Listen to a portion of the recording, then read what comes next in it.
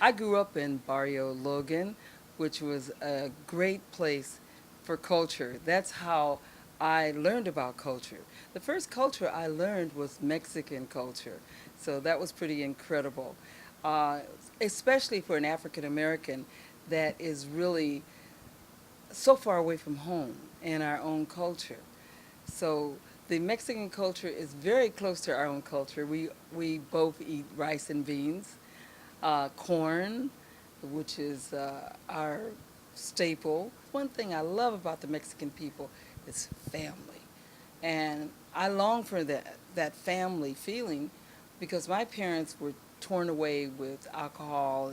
Everything was just in chaos. That's the culture that really saved me, you know. And I would visit, and I was there, and different occasions and celebrations to find out that we had similar celebrations. So to grow up in San Diego is to grow up Mexican. If you open your heart. Also working in the fields. When other kids were just messing off and going to jail, I didn't want to go to jail.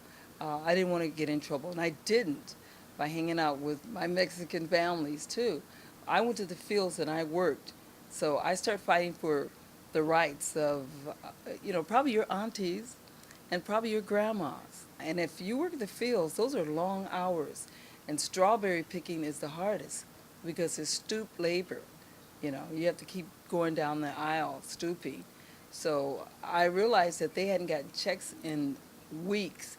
So I started fighting for their rights. Eventually I got fired, but that set some pace. That that it's human rights. So the Mexican people have added a lot to my culture as an African American. I can't say enough good things about them. Then I started studying the Olmecs, the Olmeca culture. And then I started looking at it.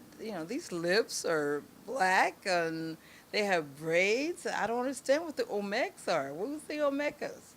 And I found out the Olmecas were all in these Americas, all up here. Mexican people should be very proud because you had the first liberated slaves in this hemisphere. And you had the first black president, Vincent Guerrero. Not Obama. Oh, so you've had a lot of achievement. Growing up in my community as an African American, you crossed over. You see Mexicans that are hanging out, and they thought they were black. So then you see blacks hanging out with Mexicans. Sometimes there was friction, but not like it is today. The Brown Berets and the Black Panthers worked together. They worked together on their liberation movement. So we all got to just really embrace each other.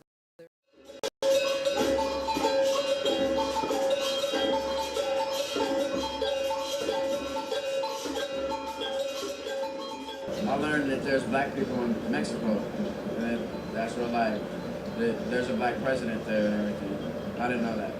We need to unite and have that love and unity with our Mexican brothers and sisters.